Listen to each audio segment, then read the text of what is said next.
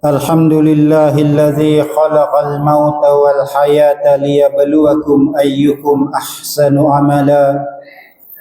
Ashhadu an la ilaha illallah wahdahu la syarika lah wa ashhadu anna Muhammadan abduhu wa rasuluh.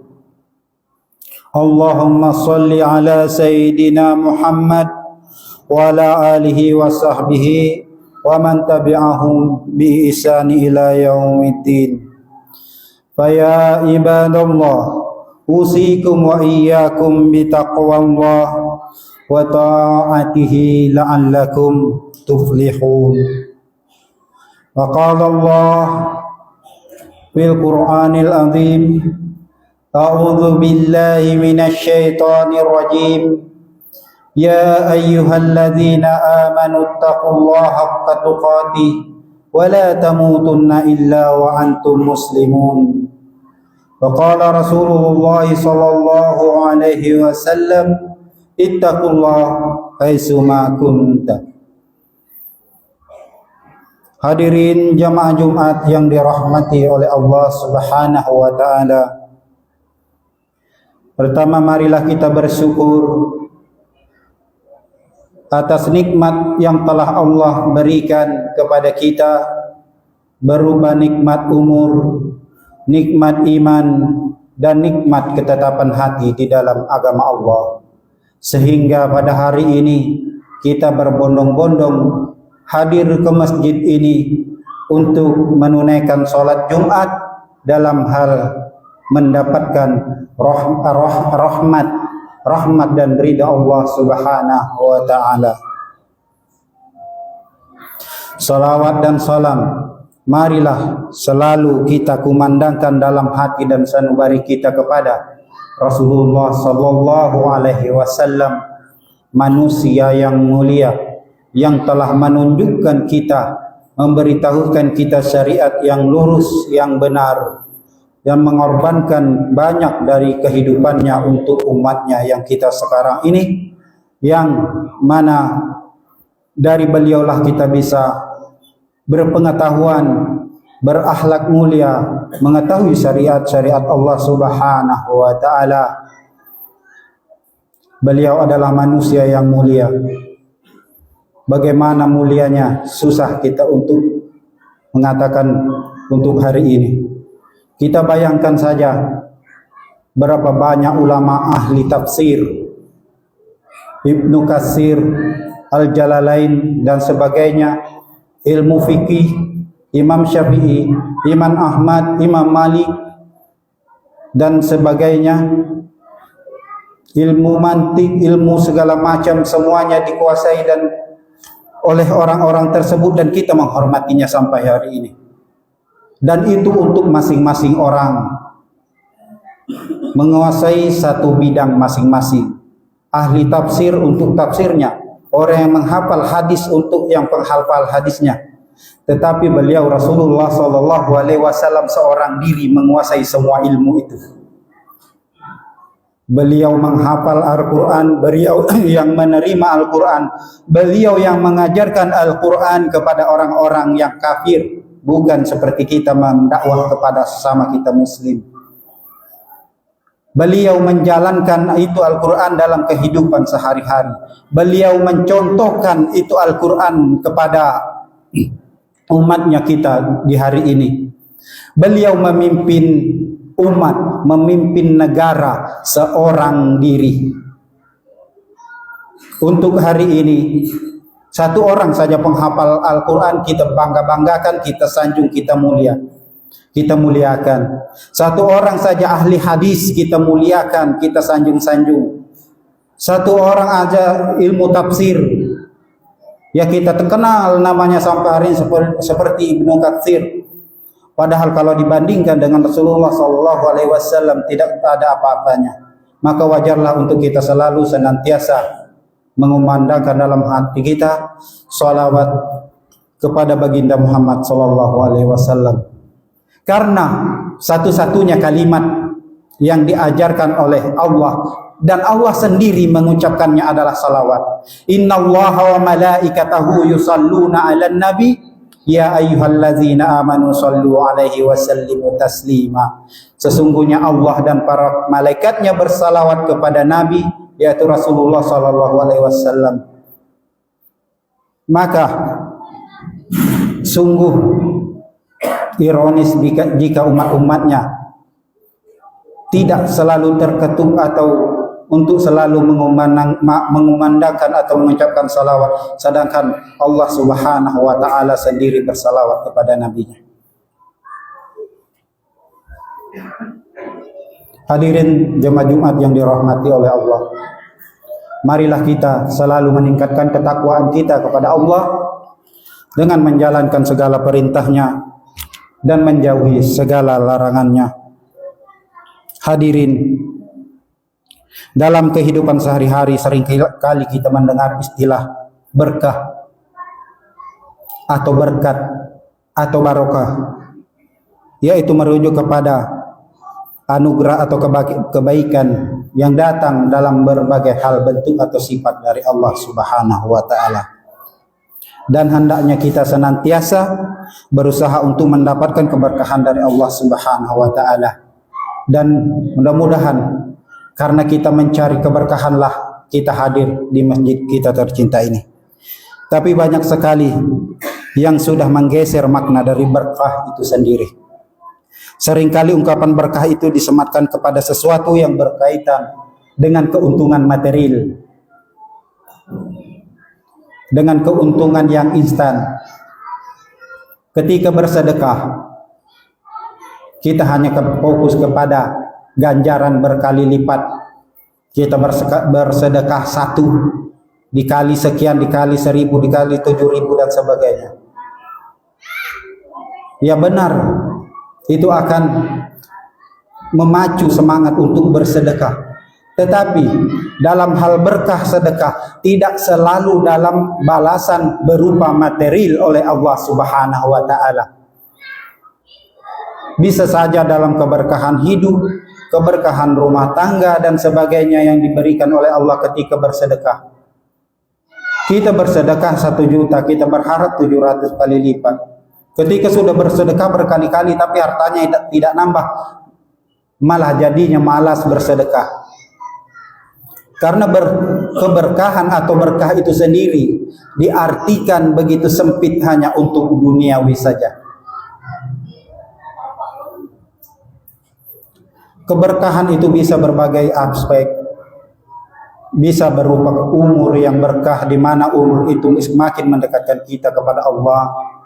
Rumah tangga yang berkah, di mana anak istri kita menjadi istri yang soleh, anak-anak yang soleh. Harta yang berkah, harta yang memberikan manfaat, di mana harta itu mendekatkan kita, semakin mendekatkan kita kepada Allah Subhanahu wa taala. Bukan mengartikan berkah, seringkali kita dengar, kita lihat status di Facebook, alhamdulillah berkah, nambah usahanya, nambah ini. Belum tentu yang nambah usaha, nambah harta itu adalah berkah. Berkah itu adalah sesuatu, barang, sifat dan sebagai bentuk yang dirahmati dan diridhoi oleh Allah, dan sesuatu itu menjadikan jalan kita untuk semakin dekat kepada Allah dan menjadi jalan jembatan kita menuju akhirat yang lebih baik yang diridhoi oleh Allah Subhanahu wa taala. Dalam hal mencari harta misalnya, tentu kita banyak sering mendengar mencari harta atau mencari nafkah untuk keluarga kita adalah jihad. Untuk menafkahi keluarga adalah jihad di jalan Allah. Dalam hal mencari nafkah, bagaimana akan diberkahi, bagaimana akan menjadi jihad di jalan Allah kalau banyak hal-hal yang dilanggar di sana. Contoh dalam hal mencari nafkah, saking pentingnya pekerjaan itu, kita meninggalkan sholat.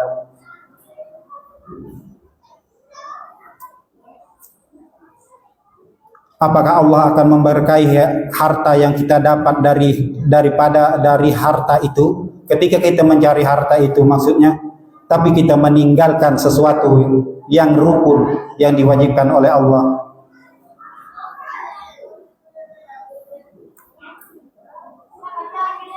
Terkadang bagi saya sendiri sering merasakannya. Pekerjaan itu tanggung, akan diselesaikan, tapi waktu sholat juga semakin mepet. Akhirnya sholat kita tinggalkan. Apabila kita meninggalkan pekerjaan itu, mungkin kita akan rugi 1 juta.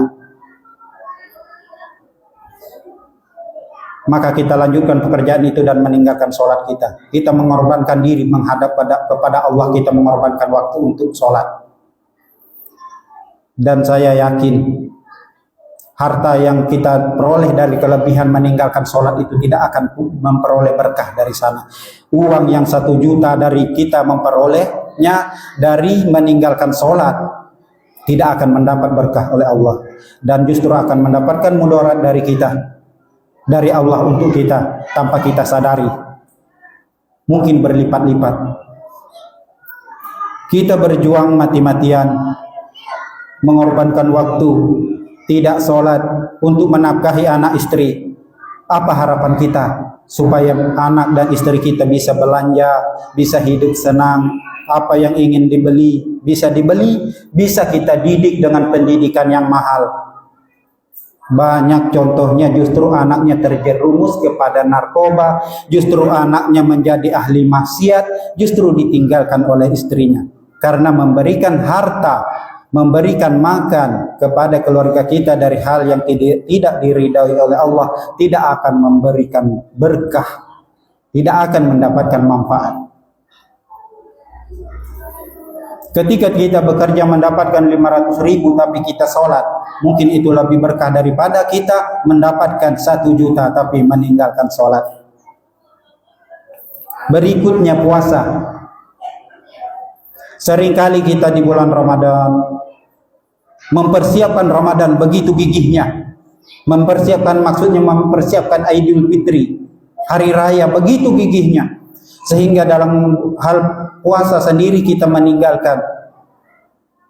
Kita kerja mati-matian untuk beli kue, beli baju baru, untuk hal segala macam kebutuhan lebaran, tetapi puasa kita tinggalkan. Hari raya kita datang juga ke masjid, penuh masjid. Apa yang kita rayakan? Orang merayakan keberkahan, pahala, ampunan yang diperoleh di bulan Ramadan, sementara kita datang merayakan sesuatu yang hampa. Begitupun dalam hal keberkahan harta. Harta itu diatur oleh Allah zakatnya. Ada haulnya dalam 1 tahun yang terkumpul mencapai nisabnya dikeluarkan zakatnya, dan itu kewajiban rukun Islam membayar zakat. Bukan diartikan membayar zakat dalam rukun Islam itu hanya zakat fitrah, tapi zakat harta, zakat perniagaan, perdagangan, zakat penghasilan, zakat pertanian. Apabila itu tidak dikeluarkan, jangan harap kita mendapatkan keberkahan dari harta kita. Ya bukan sekadar mungkin dalam bahasa kita sekadar mengeluarkan sedikit untuk orang lain, kita mengeluarkan zakat. Zakat itu ada aturannya. Sama halnya seperti sholat. Ada penerimanya, ada golongan penerimanya, ada ukuran-ukuran tertentu, waktu tertentu. Ini penting sekali untuk kita pelajari. Jangan sampai kita merasa sudah terlepas dari syariat-syariat Allah, ternyata banyak yang tidak kita laksanakan. Carilah keberkahan itu, hidup itu dari sholat. Ketika kita sedang bekerja, berkumandang azan Allahu Akbar, Allahu Akbar, Allah yang maha besar, kita tinggalkan pekerjaan itu. Jangan sampai pekerjaan kita lebih besar daripada Allah. Ketika puasa, yang mulia adalah puasa Ramadan. Hari raya Idul Fitri itu adalah merayakan Ramadan. Jangan sampai kita merayakan Fitri tanpa berpuasa. Begitupun harta, kita keluarkan zakatnya untuk membersihkan harta kita, agar harta itu menjadi berkah dan menjadi jalan untuk kita menuju menghadap Allah Subhanahu wa taala. Mungkin itu saja yang dapat saya sampaikan. Ada lebih kurang saya mohon maaf. Kalau ada kesalahan itu dari saya, kalau ada kebenaran itu dari Allah Subhanahu wa taala. Barakallahu li wa lakum fil Qur'anil azim wa nafa'ani wa iyyakum bima fihi minal ayati wa dzikril hakim. Aqulu qali hadza wa astaghfirullahal azim li wa lakum wa li sairil muslimin wal muslimat fastaghfiruhu innahu huwal ghafurur rahim. Allahumma salli wa sallim ala sayyidina Muhammadin wa ala ali sayyidina Muhammad.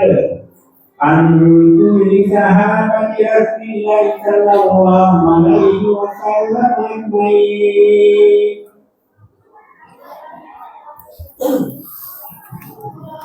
Innal hamdalillah nahmaduhu wa nasta'inuhu wa nastaghfiruh wa na'udzu billahi min syururi anfusina wa sayyiati a'malina may yahdihillahu fala mudilla lahu wa may yudlil fala hadiyalah. Asyhadu an la ilaha illallah wa asyhadu anna Muhammadan abduhu wa rasuluh.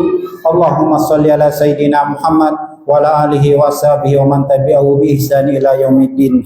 Innallaha wa malaikatahu yusalluna 'alan nabi ya ayyuhalladzina amanu sallu 'alaihi wa sallimu taslima. Allahumma shalli ala sayidina Muhammad wa ala ali sayidina Muhammad kama barakta ala Ibrahim wa ala ali Ibrahim wa barik ala Muhammad wa ala ali Muhammad innaka Hamidum Majid.